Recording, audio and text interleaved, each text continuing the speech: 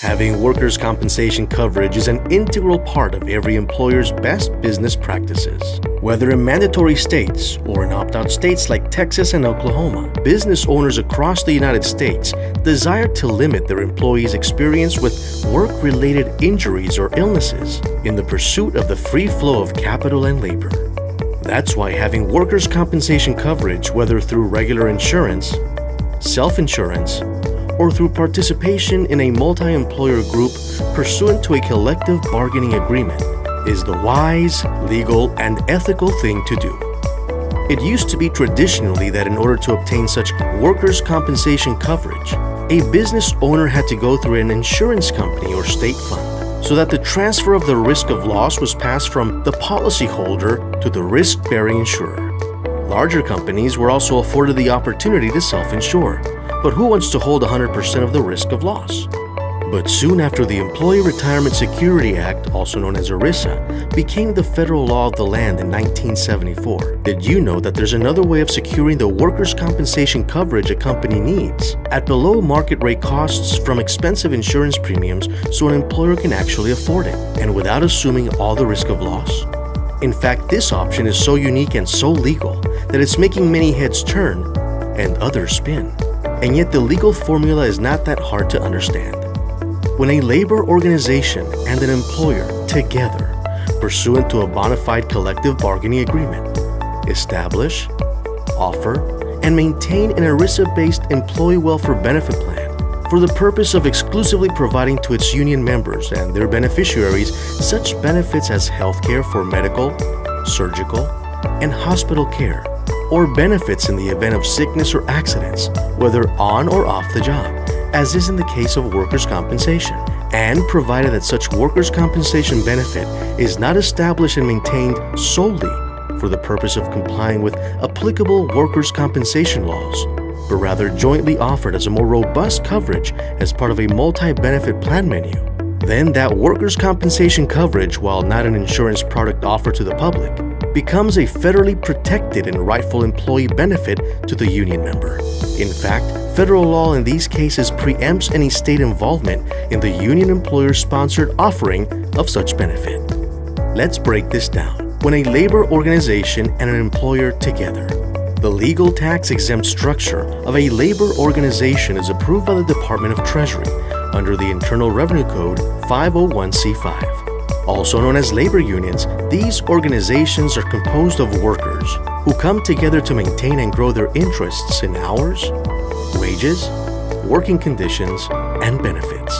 The Department of Labor determines that a labor union includes any organization of any kind, any agency or employee representation committee, group, association, or plan so engaged in which employees participate and which exists for the purpose, in whole or in part, of dealing with employers concerning grievances, labor disputes, wages, rates of pay, hours, or other terms or conditions of employment. Oasis Labor Association is elected by a majority of employees at a company through election cards in order to represent them in terms of hours, wages, working conditions, grievances, and benefits. Then, Oasis Labor bargains collectively with the employer on their behalf and produces the Collective Bargaining Agreement, or CBA. Once executed, the CBA is archived in Washington, D.C. with the Department of Labor. Pursuant to a bona fide collective bargaining agreement, establish, offer, and maintain. This document is a promise employers make to employees regarding hours, wages, working conditions, grievances, and benefits. In order to foster, promote, and maintain the conditions and provisions in the CBA, a single stewardship system trust is organized to hire and compensate full-time, multi-company stewards responsible for investigating and settling grievances and claims, to represent employees and to promote the betterment of their working conditions and strengthen the employer-employee relation. Oasis Labor Association, as a DBA of Firestone Labor Union, is an entity claiming exception, or ECE, pursuant to agreements that the Secretary of Labor finds to be collective bargaining agreements within the meaning of Section 340A1 of ERISA. an ERISA-based employee welfare benefit plan for the purpose of exclusively providing to its union members and their beneficiaries such benefits as health care for medical, surgical, and hospital care, or benefits in the event of sickness or accident, whether on or off the job, as is in the case of workers' compensation. After representing employees in terms of hours, wages, and working conditions, now we talk about benefits. Oasis Labor Association, as a DBA of Firestone Labor Union, does not sell insurance products, but rather jointly promotes with the multi-employer group for the benefit of our union members and their families such welfare benefits that are federally recognized through ERISA. Think of the difference between a bank and a 501c1, also known as a credit union. They seem much alike. They both offer checking and savings accounts. They offer car and refi loans and have other similarities. But the difference legally is clear. One is for-profit, the other is a member-based nonprofit entity. 501c1, 501c5. One is a credit union, the other is a labor union. A membership base makes the union, much like a 501c3, also known as a church or charitable organization, is made up of members. These three are nonprofit, membership-based organizations sanctioned by the Department of Treasury. Oasis Labor Association promotes healthcare, retirement plans, and workers' compensation benefits exclusively to its union members because federal law allows them to do so under ERISA's ECE provisions, much like a credit union offers loans to its members. It may look like insurance. After all, healthcare and workers' compensation are insurance products sold to the public by insurance companies and licensed agents. But when in the context of a labor union and pursuant to a bona fide collective bargaining agreement, what to the public is insurance, to union members, these are self-funded, union employer-sponsored, employee welfare benefits that need not an insurance company to sell, nor a state's Department of Insurance to sanction because they are federally regulated. And provided that such workers' compensation benefit is not established and maintained solely for the purpose of complying with applicable workers' compensation laws, but rather jointly offered as a more robust coverage as part of a multi-benefit plan menu, then that workers' compensation coverage, while not an insurance product offered to the public, becomes a federally protected and rightful employee benefit. In fact, federal law in these cases preempts any state involvement in the union employer-sponsored offering of such benefit. Retirement plans and health care are well-known ERISA-based benefits. But what does the statute of the law say about workers' compensation? It is clear. ERISA does not apply to any benefit plan if such a plan is maintained solely for the purpose of complying with applicable workers' compensation laws or unemployment compensation or disability insurance laws. A lot is contained in the word solely. Merriam-Webster's dictionary states that solely means without another and to the exclusion of all else.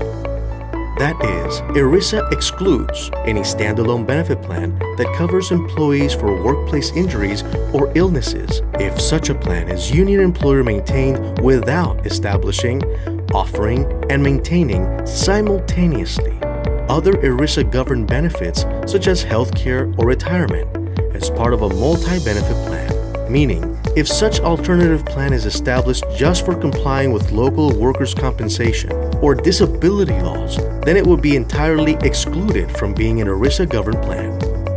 For example, in 1983, the Supreme Court's decision with respect to disability benefits provided under a multi-benefit plan structure, the court concluded that because the plans were not created solely to comply with the state of New York's disability benefits law, they were not excluded from being ERISA-governed plans.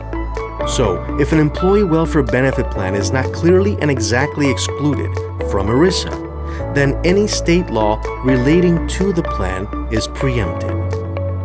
The phrase, solely for complying with applicable workmen's compensation laws, does not clearly nor exactly exclude coverage for workplace injuries or illnesses from ERISA. And therefore, as per ERISA Section 514A's preemption clause voted by Congress, federal law shall supersede any and all state laws insofar as they may now or hereafter relate to any employee benefit plan.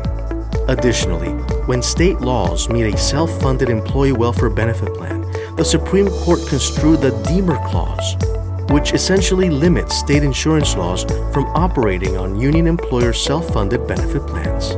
That is why many states have carve-out programs that allow union employer groups to carve out their own alternatives for workers' compensation insurance when presented as a benefit to employee members of the union under a collective bargaining agreement as a self-funded benefit plan. Affirmative workers' compensation benefit is a more robust workplace injury or illness employee benefit coverage because additionally to the state's minimum payout requirement, we offer free yearly employee physicals, free employee immunizations, free employee safety and awareness training through printed materials, and a $4,000 funeral expense benefit if the death occurs as a result of a work-related accident or illness. So, just as in a bank you are a customer, but with a credit union you are a member, so with an insurance company you are a customer, but with us, workers are members with voice and dignity. Employers everywhere appreciate our claims management procedures that verify the validity of claims and ensure employees' injuries and illnesses are handled quickly and effectively, and our fabulous return-to-work programs that help the company from losing time and money by helping to expedite employees' return to work. Add to that the fact that affirmative workers' compensation is always presented in each collective bargaining agreement alongside ALA Trust, the union's retirement plan that has the lowest contribution nationwide at only $25 per month. And Avanto Healthcare, the union's healthcare benefit plan that provides the most competitive price national healthcare coverage with a network of 1 million doctors, 5,000 hospitals, 90,000 ancillary facilities, 70,000 pharmacies throughout the U.S. and Puerto Rico, and 24/7 live doctor consultation is just one phone call or Skype video conferencing away. Workers also enjoy non-ERISA benefits such as a family counseling benefit, road rage counseling benefit, credit counseling, and a funeral expense benefit that can also cover loved ones in Mexico, internationally, and a lot more. For more information on all that goes into the collective bargaining agreement, please refer to the next video on this website.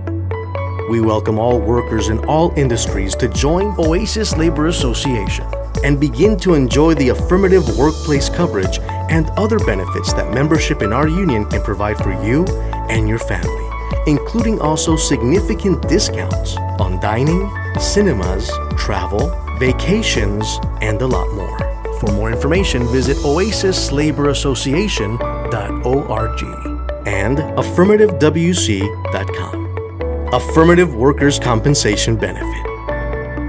Offered exclusively by Oasis Labor Association. Winning together.